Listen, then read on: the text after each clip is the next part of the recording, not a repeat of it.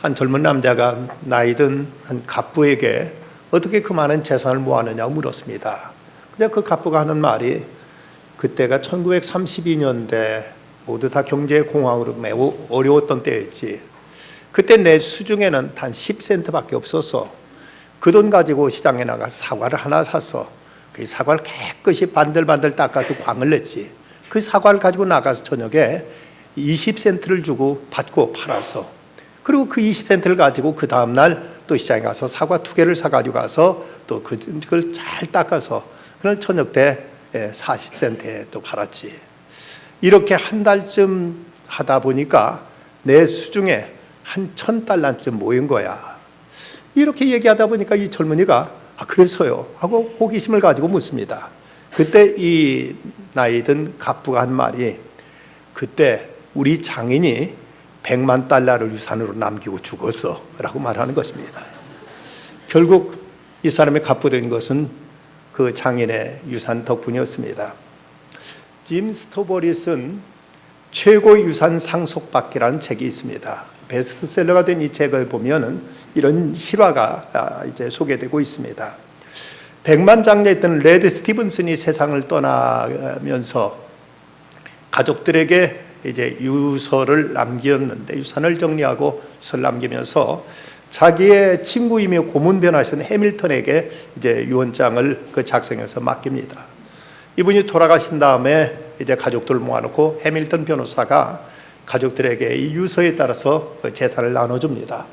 그중에 큰 아들한테는 그 아버지가 소유하게 했던 그 회사 가운데서 석유가스 회사를 아들에게 물려주고, 그리고 딸한테는 지금 살고 있는 집과 목장을 이제 물려줍니다. 그리고 다른 가족들에게도 이렇게 저렇게 유산을 물려줬는데, 근데 문제는 그 집의 그 손자인 제이슨이란 손자한테는 유산을 한 푼도 물려주지 않았습니다. 근데 이 제이슨이란 녀석은 돈을 그동안 물쓰다면서, 그러면서도 할아버지한테 감사한 마음은 전혀 표하지도 않았고, 그러면서 천방지축 망나니로 이렇게 살아왔던 녀석이었습니다. 이 손자한테 한 푼도 유산이 물려지지 않자 이 제이슨이라는 녀석은 그때 이 짠돌이 영감택이 나한테는 한 푼도 안 주다니 하면서 소리를 버럭 지르고 밖으로 나가려고 합니다. 이때 해밀턴 변호사가 그를 불러 세우면서 잠깐 기다리게, 자네한테도 여기 유언이 있네 하고는 봉투를 꺼내더니 거기 테이프를 꺼내가지고 한 영상을 이제 틀어줍니다. 이 영상에는 이 스티븐슨이라는 이 백만장자가 자기 손자한테 영상을 통해서 이제 유언을 남기는 내용이 거기에 이제 비춰집니다. 여기서 그 스티븐슨이 자기 손자한테 이런 말을 영상을 통해서 들려줍니다. 제이슨아, 나는 지금까지 행복을 돈으로 살 수 있다고 생각했었다. 근데 이렇게 죽을 나이가 돼서야 행복이란 하나님이 우리에게 주신 선물 속에 있다는 것을 깨달았단다. 안 된 일이지만 내 가족들은 손을 쓸 수 없을 만큼 모두 밑바닥으로 떨어졌어. 솔직한 마음으로는 전부 다 총으로 쏴 죽이고 싶지만 변호사가 좋은 방법이 아니라고 충고하기에 인생이 뭔지 모르는 불쌍한 인간들에게는 그저 먹고 살 만큼 돈을 주기로 했단다. 하지만 제이슨, 너는 어딘가에 희망의 불씨가 있다고 생각해서 너한테는 돈 뭉치를 주어 당장 백만장자로 만드는 일은 하지 않기로 했다. 앞으로 1년 동안 매월 1일에 변호사를 만나면 내게 매번 과제를 하나씩 줄 테니 내가 이 과제들을 잘 소화해내면 너는 내가 남긴 최고의 유산을 차지하게 될 것이다. 그러나 만약 내 성질대로 참지 못하고 문제를 일으키면 당장 모든 걸 멈추고 너한테는 한 푼도 돌아가지 않을 것이다. 이 말을 듣고 제이슨은 길길이 날뛰었지만 그래도 할아버지의 최고의 유산만은 그가 놓칠 수 없어서 어쩔 수 없이 매월 1일마다 해밀턴 변호사를 찾아갑니다. 그러자 해밀턴 변호사가 첫째 딸에는 그에게 일이라는 과제를 주면서 일의 의미가 뭔지를 이제 네가 경험하고 이것을 여기 대해서 의미를 해석해라. 두 번째 딸은 돈, 세 번째 딸은 친구, 네 번째 딸은 배움, 다섯째는 고난, 그 다음에 가족, 웃음, 꿈, 나눔, 감사, 하루, 그리고 사랑이라는 주제로 매월 이런 숙제를 주면서 그로 하여금 이것이 과연 무엇인지를 그로 하여금 체험을 통해서 깨닫고 그에 대한 의미를 적어오라고 시켰습니다. 근데 처음에는 별로 이제 관심이 없었지만 그러나 실제 자기가 몸으로 부딪히면서 일이란 무엇인가, 사랑이란 무엇인가, 가족이란 무엇인가, 꿈이란 어떤 것인가를 몸으로 자기가 이것을 의미를 찾아갈 때 여기서 진정한 인생의 의미와 보람을 그는 깨닫게 됩니다. 그는 이 12가지의 해답을 다 맞췄을 때 자기는 진정 돈이 필요한 것이 아니라는 사실을 그는 깨닫게 되었습니다. 그리고 12달 동안 그 모든 숙제를 다 마쳤을 때 이제 그에게 할아버지가 10억 달러에 해당하는 재단을 물려줌으로써 참으로 해피엔딩의 이런 이야기가 실화를 최고의 유산, 백만장자의 최고의 유산 상속받기라는 책에서는 이런 이야기를 소개하고 있습니다. 이런 행운이 우리에게도 주어질 수 있다면 얼마나 좋겠습니까? 한데 우리는 어쩌면 이보다 더 큰 유산을 물려받았는지도 모릅니다.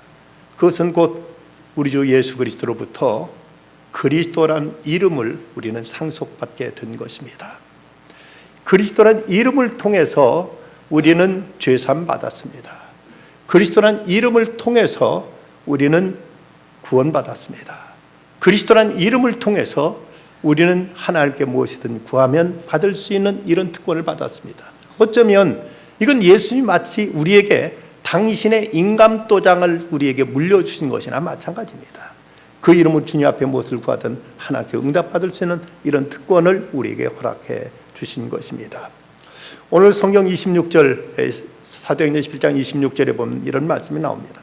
만남에 안디옥에 데리고 와서 둘이 교회에 1년간 모여있어 큰 무리를 가르쳤고 제자들이 안디옥에서 비로소 그리스도인이라 일컬음을 받게 되었더라. 최초로 그리스도인이라 일컬음을 받게 되었다는 말씀이 성경에 처음 등장하고 있습니다. 여기서 그리스도인이란 영어는 크리스찬이죠. 여기서 크리스찬이란 말은 크라이스트, 그리스도를 말하고 거기에 접미사 IAN을 붙여서 그리스도께 속한 사람이란 이런 뜻을 가진 이런 이제 이름이 되었습니다. 그런데 이 이름이 처음에는 그리스도인들의 어떤 칭찬이라든지 단순한 그냥 호칭이 아니라 저들을 조롱하고 놀리는 이런 의미에서 그리스도인 이런 명칭이 저들에게 붙여지게 된 것입니다. 그런데 놀라운 것은 우리에게도 이 그리스도인이라는 이름이 붙여짐으로 인해서 우리는 천국의 로얄 패밀리가 될 수 있게 되었습니다. 천국의 황족이 되는 이런 엄청난 특권과 영광이 우리에게 주어지게 된 것이죠. 그렇다면 어떻게 제자들에게 이 그리스도인 이름이 이제 붙여지게 되는가? 그 당시 상황을 보면 먼저 저들은 그리스도를 사랑하는 사람이란 이런 의미에서 그리스도인이란 명칭이 붙여지게 됩니다. 19절 말씀 보면 그때 스데반의 일로 일어난 환난으로 말미암아 흩어진 자들이 베니게와 구브로와 안디옥까지 이르러 유대인에게만 말씀을 전하는 대로 이렇게 기록되고 있습니다. 예루살렘 교회에 스데반의 순교 사건이 일어난 다음 그때부터 유대인들로부터 조직적이고 아주 집요한 핍박이 예루살렘 교회에 이제 밀려 들어오게 됩니다. 그래서 저들은 도저히 예루살렘에 머물면서 거기서 신앙을 지켜나갈 수가 없었습니다. 저들에게는 양자 선택을 할 수밖에 없었습니다.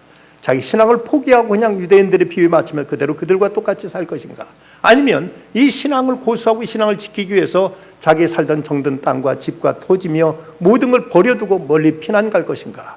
저들은 이제 이 믿음 하나를 지키기 위해서 그들은 그곳을 떠나기로 결심하게 되는 것입니다. 여러분 한번 생각해 보십시오. 그동안 자기가 이 동네에서 농사 짓고 이 동네에서 목축업하고 이 동네에서 사람들과 어울려서 같이 살다가 이 모든 걸 버려두고 전혀 낯선 곳, 아무런 기반이 없는 곳에 가서 이제 삶의 그 근거지를 옮긴다는 것이 이것이 얼마나 위험과 얼마나 큰 모험이 필요한 일인가. 그런데 저들은 얼굴색이라든가 어떤 것도 주변에 살고 있는 사람들과 다르지 않았습니다. 오직 믿음 하나만 그냥 포기해버리면 저도 그냥 이곳에서 아무 문제 없이 눌러서 살 수 있는 이런 입장이었습니다.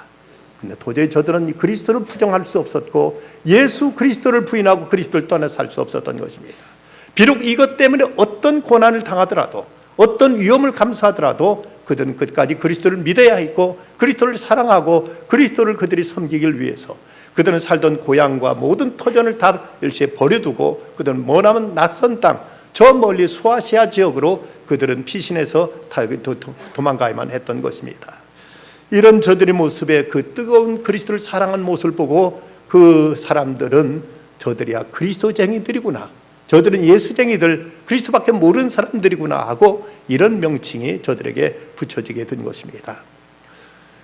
요즘처럼 교회가 세상으로부터 별로 좋지 못한 이런 평판을 받게 되는 분위기 속에서는 사람들이 교회에 열심 내고 교회에 깊이 이제 관여하는 것을 이걸 부끄럽게 생각하고 이것이 자기 체면과 자기 어떤 이익에 이제 부합하지 못한다고 생각해서 많은 사람들이 교회에 일정 거리를 두고 적당하게 신앙생활을 해 나가려는 이런 풍조가 점점 이제 만연해 가고 있습니다. 그래서 마치 무교회주의적인 이런 성향에 의해서 마지못해 교회는 나가지만 잠깐 예배만 드리고 이제 축도도 끝나기 전에 슬슬 빠져나가거나 교회에 등록은 하더라도 이제 교회의 어떤 일에 관여하지 않고 교회의 어떤 책임을 맡지 않으려는 이런 사람들이 늘어가는 이런 세태입니다. 그러나 초대교회의 성도들은 그리스도는 별명이 붙여지게 된 것은 어떤 고난을 받더라도 어떤 일로 해서 저희들에게 불이익과 손해와 어떤 억압 위협이 찾아오다 할지라도 적어도 그리스도를 배신할 수 없었고 그리스도를 떠나서 그들은 살아간다는 것은 그들은 상상할 수 없는 문제였기 때문에 그 엄청난 박해를 무릅써가면서 그들은 그리스도를 구주로 주님을 모시면서 이 믿음을 고수해 나갔던 것입니다. 베드로전서에도 그리스도의 이름이 나오는데 4장 16절에 보면 만일 그리스도인으로 고난을 받으면 부끄러워하지 말고 도리어 그 이름으로 하나님께 영광을 돌리라고 여기서 그리스도의 이름은 그리스도를 위해서 고난받는 사람이란 이런 의미로 이렇게 여기서 이용되고 있는 것을 보게 됩니다. 고 이중표 목사님이 쓴 책 가운데 하늘을 품은 마음이라는 책에 이런 이야기가 소개되고 있습니다. 시골에서 목회할 때입니다. 동네 자수성가한 사람이 있었는데 그 아내와 아이들은 교회에 나오고 있었는데 이 본인은 이제 교회에 나오지 출석하지 않고 있었는데 어느 주일날 갑자기 이 사람이 교회에 나왔답니다. 그래서 이 사람이 교회에 나왔길래 그 가정을 신방했다는 것이죠. 그 가정에 신방했더니 이 사람이 묻는 질문이 목사님 예수 믿는데 비용이 얼마나 듭니까? 라고 묻더랍니다. 뭐라고 대답하기가 난감해가지고 그래 선생님은 얼마나 비용이 들면 믿으시겠습니까? 하고 물었더니 이 사람이 곰곰이 생각하더니 한 담배값 정도 들면 한번 믿어볼까 합니다. 예, 선생님 담배값이면 충분합니다. 라고 대답해 줬습니다. 그랬더니 이분이 그 담배값에 해당되는 액수를 이제 감사헌금과 주일원금으로 나눠가지고 1년 동안 꼬박꼬박 내면서 교회 생활을 제법 이제 빠짐없이 하더랍니다. 한 1년쯤 지났는데 세례도 받으셔야지요. 했더니 그건 절대 안 받겠다고 하더랍니다. 왜 그러십니까? 했더니 세례 받으면 11조 내야 되는 건 아니냐고 묻더랍니다.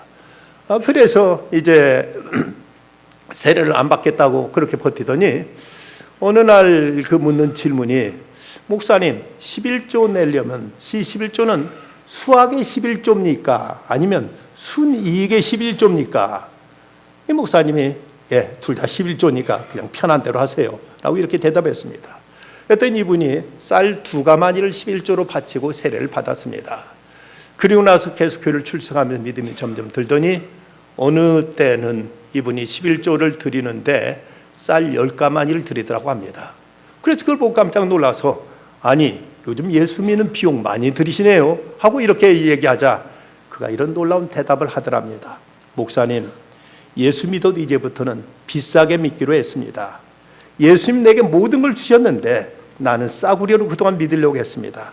고귀하신 분은 비싸게 믿는 것이 당연하지요 라고 이렇게 대답하더랍니다.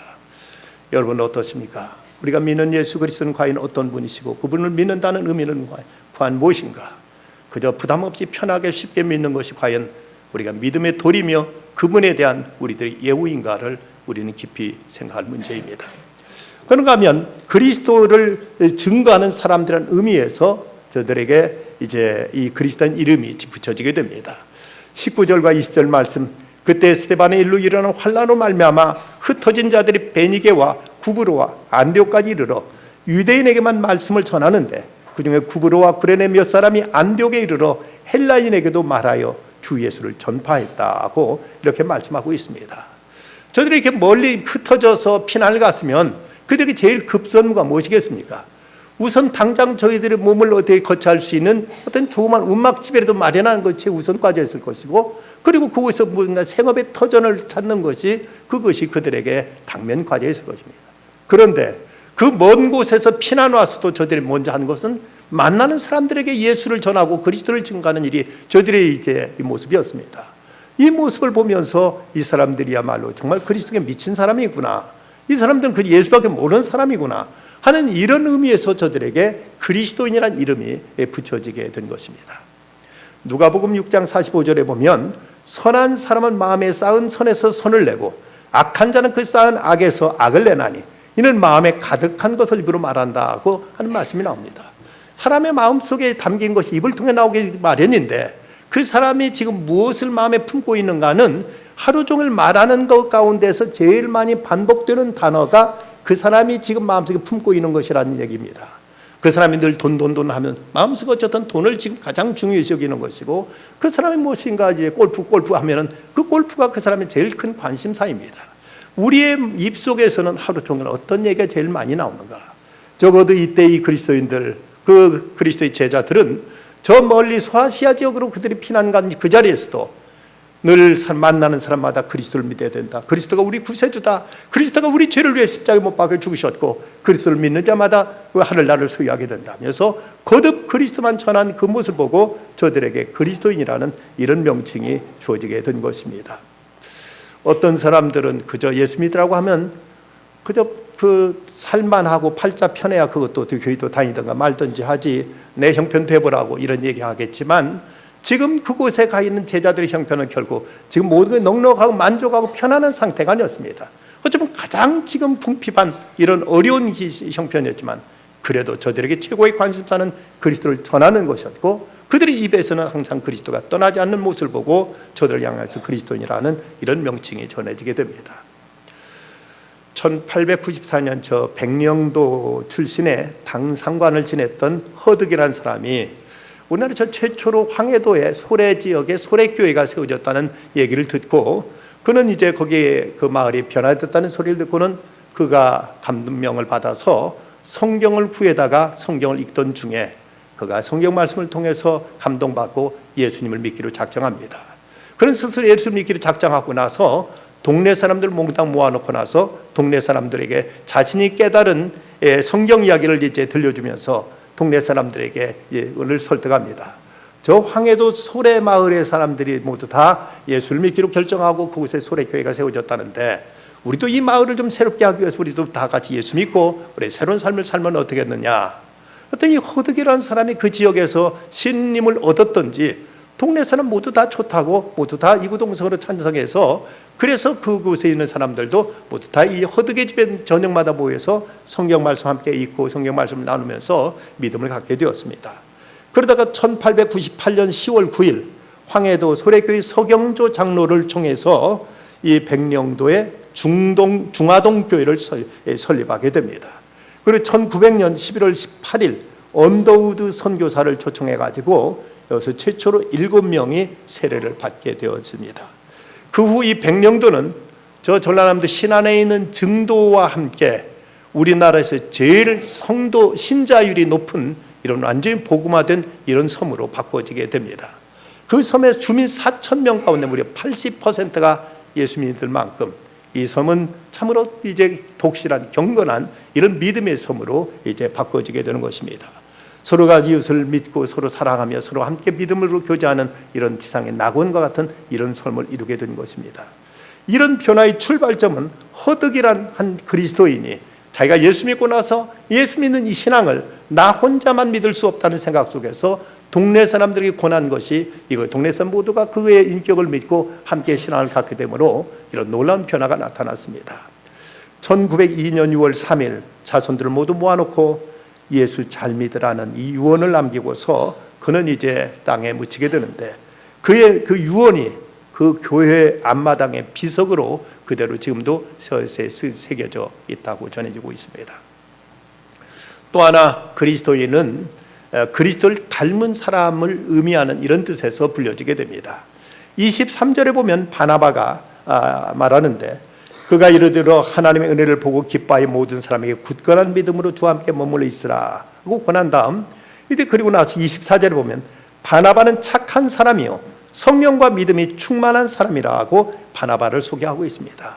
바나바는 참으로 마음이 따뜻한 사람이었고 누구든지 사람들에게 권면하고 권계하고 사람들을 돕고 위로해주고 격려해주는 이런 사람이었습니다. 이런 면에서 이제 이 바나바의 이런 모습을 보면서 그리스도인이란 그리스도께 속한 사람이라는 의미와 함께 또 하나의 의미가 덧붙여지게 되는데 작은 그리스도라는 이런 의미로 쓰여지게 되었습니다. 이 바나바의 따뜻한 마음, 그 모든 사람들을 품어주고 사람들을 위로해주고 격려해주는 그 모습을 보면서 저런 사람이 그리스도가 아니겠는가 해서 바로 이제 그리스도인이라는 이름은 작은 그리스도라는 이런 의미로 이렇게 불려지게 되었던 것입니다. 고난에 대해서 다루고 있는 책, 에바 카미켈이 쓴 책에 보면 이런 예화가 소개되고 있습니다. 인도의 한 대장장이한테 당신이 금을 단련할 때, 연단할 때 어떻게 이것이 순금이 됐는지를 알 수 있느냐 하고 묻자 인도의 대장장이가 이런 말을 합니다. 금 속에 내 얼굴을 비춰볼 수 있어서 내 얼굴이 찌그러지지 않고 바르게 보일 때까지 금을 연단한다. 불순물이 섞여 있는지 알아보기 위한 방법은 그 속에 내 얼굴이 얼마나 정확하게 보이느냐를 가지고 결정한다 하고 이렇게 대답하더랍니다. 그렇다면 우리들의 모습을 통해서 얼마만큼 그리스도가 비춰지고 있는가? 나의 언행, 나의 생활, 나의 태도, 나의 삶의 모습을 통해서 그리스도는 사람들에게 어느 만큼 정확하게 아름답게 비춰지고 있는가를 통해서 우리들의 신앙의 순결성을 우리는 찾아볼 수가 있을 것입니다.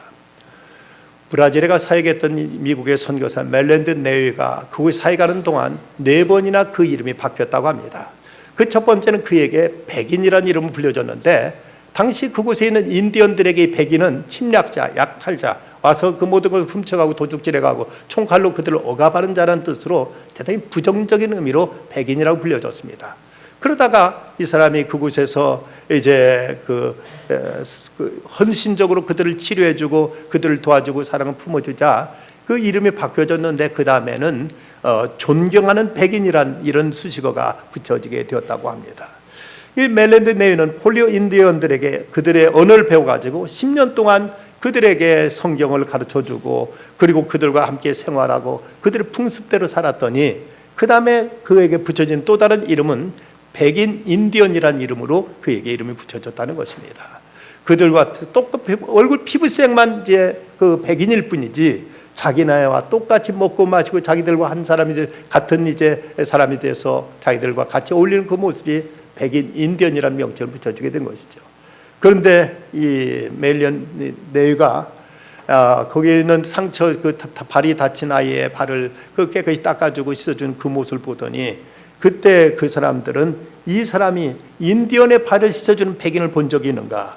저 사람들이야말로 하늘이 보내준 사람이라면서 그때부터는 저들을 향해서 하늘의 사람이라는 이런 명칭이 붙여지게 됐다는 것입니다. 하늘의 사람이라고 이런 그 칭으로 이름이 바뀌어지게 된 것이죠. 여러분, 요즘 이 세상에서 젊은이들은 우리 그리스도인들을 뭐라고 부르는지 아십니까? 개독이라고 부르고 있습니다. 이 말은 개신교와 기독교를 합성한 말이지만 그러나 여기에 그 개자를 붙여서 우리를 욕하는 이런 표현으로 붙여지고 있습니다. 로마서 2장 24절에 보면 하나님의 이름이 너희 때문에 이방인 중에서 모독을 받는도다 라는 이런 말씀이 나오고 있습니다. 요즘 한기총 대표 목사라는 사람에 의해서 기독교는 아예 이 요즘 시대에 그야말로 욕을 완전히 집중포화로 우리가 욕을 먹고 있습니다.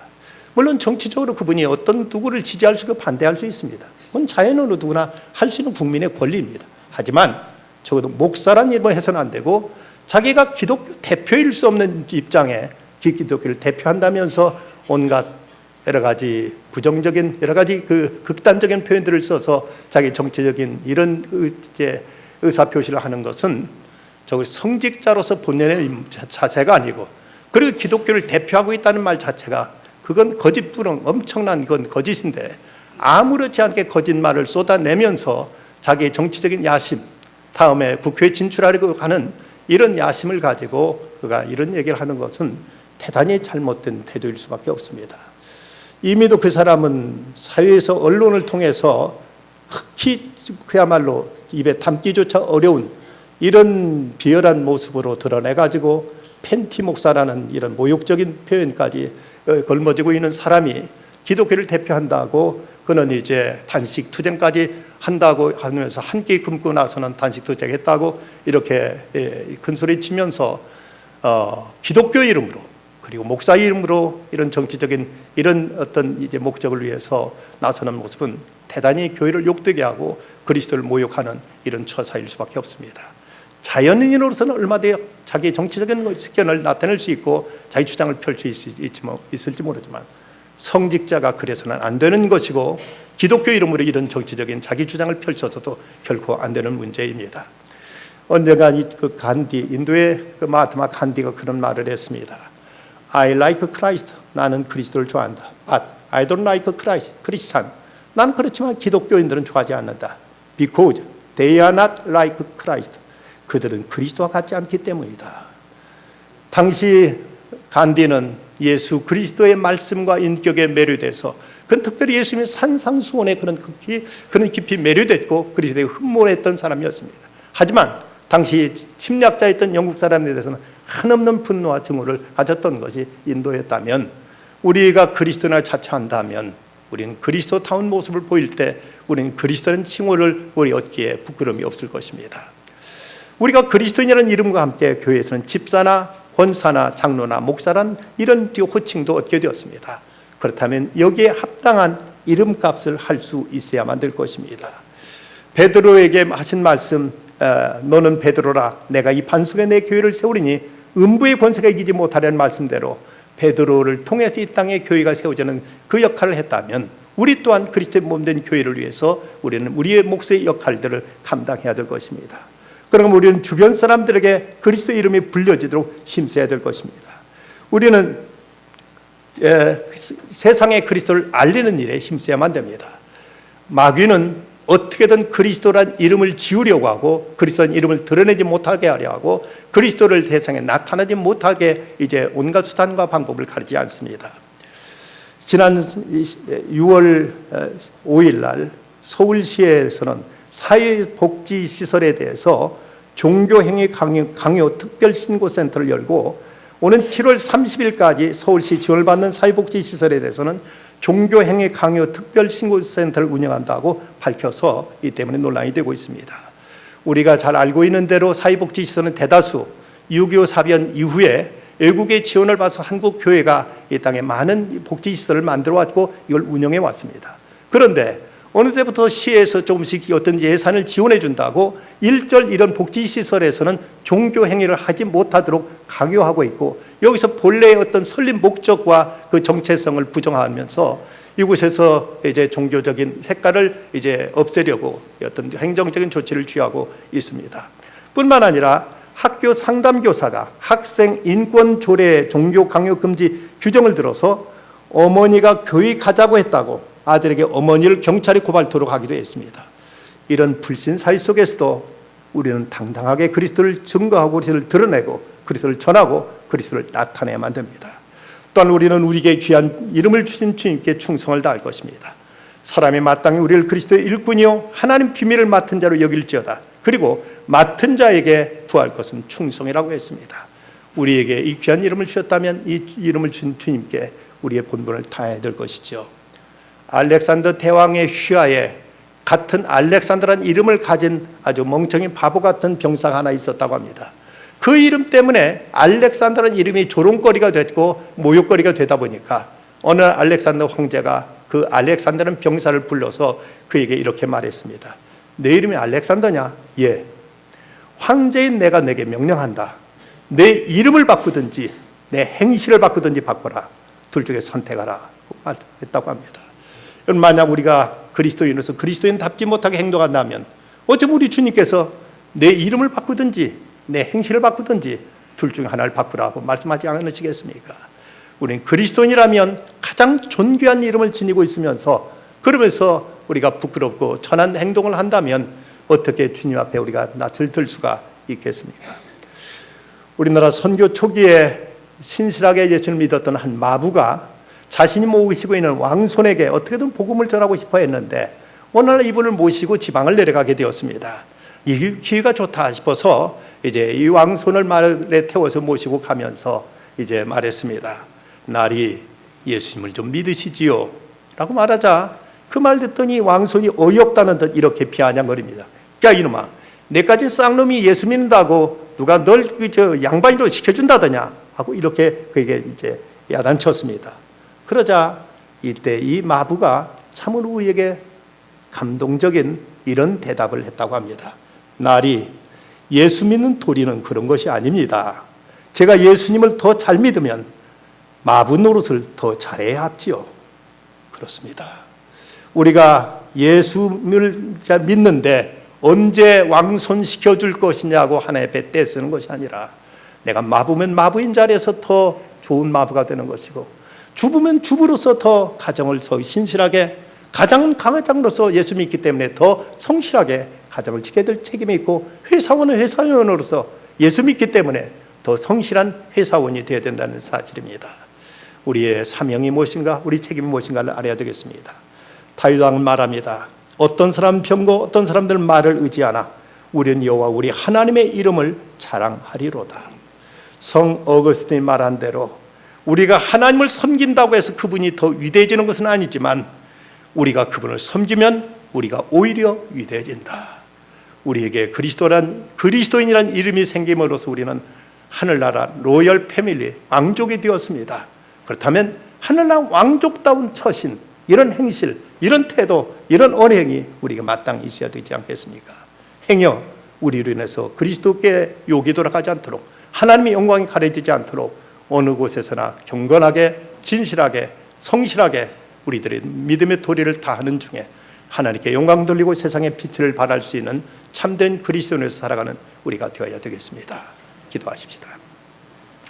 거룩하신 아버지 하나님, 저에게 이 복되고 귀한 그리스도인이라는 이름을 주신 하나님께 감사와 영광을 돌립니다.